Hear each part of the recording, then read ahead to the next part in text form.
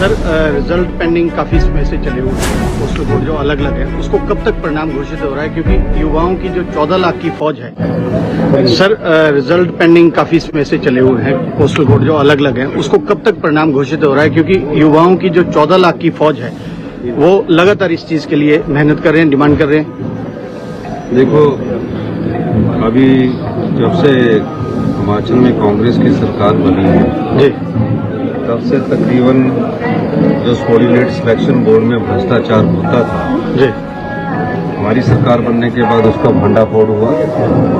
Bharatiya Janata party की सरकार ने उसमें कोई गौर नहीं किया और जब हमें पता लगा कि पेपर बेचे जाते थे जी, तो उस संदर्भ में हमने एक कड़ा फैसला लिया। जी, कोऑर्डिनेट सिलेक्शन बोर्ड को हमने भंग किया और जिस प्रकार योग्य उम्मीदवार जो थे जी, वो बेचारे रह जाते थे, मेरिटोरियस बच्चे रह जाते थे जी, और दूसरे बच्चों को जो पेपर खरीदते थे जी, उनको मौका मिल जाता था। जी, हमने भंग किया और उसके बाद इंक्वायरी की। इंक्वायरी में जो तथ्य सामने आया उसमें हमने जिन लोगों को अरेस्ट किया है आपके सामने है। और इसके अलावा सर अभी हमने जो पोस्ट कोड थे जिनके अभी रिजल्ट निकल रहे हैं जी, उनके हमने 6 के रिजल्ट निकाल दिए हैं, बाकी और के रिजल्ट भी पाइपलाइन में है। कानून के अनुसार सभी रिजल्टों को देख के अध्ययन करने सर के बाद युवा लगातार इस बात की मांग कर रहे थे कि जो पोस्टल कोड जांच के दायरे में नहीं है और जो उससे बाहर निकल गए हैं उनका तो रिजल्ट घोषित किया जाए। पोस्टल कोड जांच के दायरे में नहीं है जी, उनके रिजल्टों की रिजल्ट बनने स्टार्ट हो गए हैं जी, और जल्दी उनके रिजल्ट निकाल दिए जाएंगे। जो जिसमें किसी भी प्रकार की जांच नहीं है उनको रिजल्ट क्या इसके लिए कोई तय सीमा हो पाएगी जी? पब्लिक सर्विस कमीशन में हमने कह दिया है। जी, आज सवेरे भी मेरी मुख्य सचिव महोदय से बात हुई है, जी, उन्होंने आज भी मीटिंग बुलाई है और जल्दी जिनमें कोई ऐसी बात नहीं है 6 के रिजल्ट निकाल दिए हैं जी। कोऑर्डिनेट सिलेक्शन और बोर्ड। अभी तक काफी पोस्टल कोड हैं जिनके जो भी पोस्टल कोड है जो पिछले कई सालों से है, जी, जी, ये हमारा पुराना पाया हुआ नहीं है, ये तो भारतीय जनता पार्टी का किया हुआ है।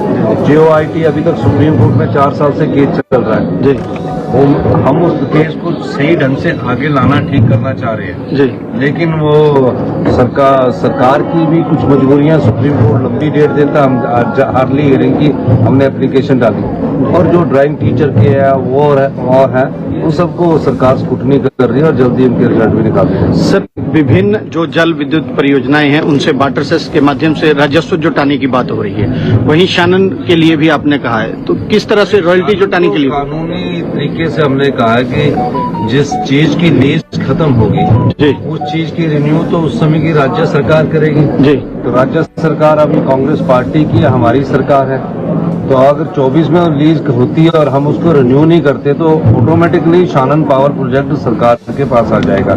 हमारी लड़ाई है कि पंजाब सरकार हमारा बड़े भाई है, वो हमें इस प्रोजेक्ट को जो नियम बोलते हैं, कानून बोलते हैं, उसके अनुसार हमें उपलब्ध करवाए। लोकसभा का चुनाव ऑनलाइन शुरू हो गया तो काफी नहीं, अभी लोकसभा का चुनाव 10 महीने बाद है, अभी कोई नहीं है। सर नियुक्तियों के लिए लगातार इंतजार कर रहे हैं, चाहे वो मंत्रिमंडल की बात हो, चाहे चेयरमैन वाइस चेयरमैन की बात हो, तो कब तक ये नियुक्तियां होने की उम्मीद है? क्या ये लोकसभा तक टाली जा रही है या उसके बाद? ध्यान तो विकास की तरफ है जी, हमारा ध्यान व्यवस्था परिवर्तन करने की तरफ गया हुआ है जी, और जब भी ये नियुक्तियां होंगी आप लोगों को पता लग जाएगा। जी, ये तो पार्टी का इंटरनल मैटर है। जी, अभी जो अव्यवस्था है चाहे किसी भी प्रकार है उसमें मुझे खुशी है कि 6 महीने के कार्यकाल में हमने कई ऐसे नियम, कानून, कायदों को खत्म कर दिया है, उसमें परिवर्तन किया है ताकि आम आदमी का जीवन सुगम बने।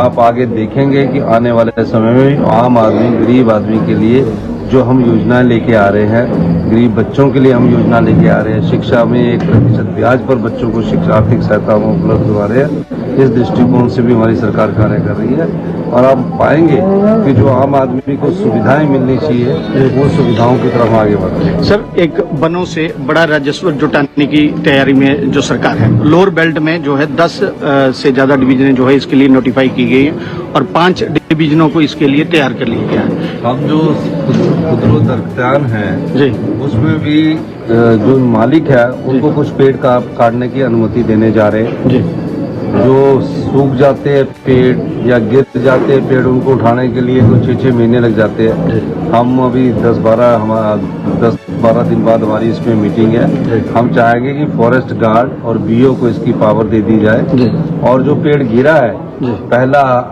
हक उस पंचायत के लोग वहीं बीडिंग कर दे तो अच्छी बात है, वरना उसको उठाकर अपने स्टोर में लाए। इस दृष्टिकोण से सरकार सोच रही है, और आने वाले समय में ये किसके माध्यम से किया जाएगा, क्योंकि वन निगम और वन विभाग दोनों के अलग अलग से रहता है। फॉरेस्ट कारपोरेशन दोनों की बात हमारी चर्चा होनी है। 10-12 जुलाई को हमारी इस मामले में बैठक हुई है। जी धन्यवाद। धन्यवाद।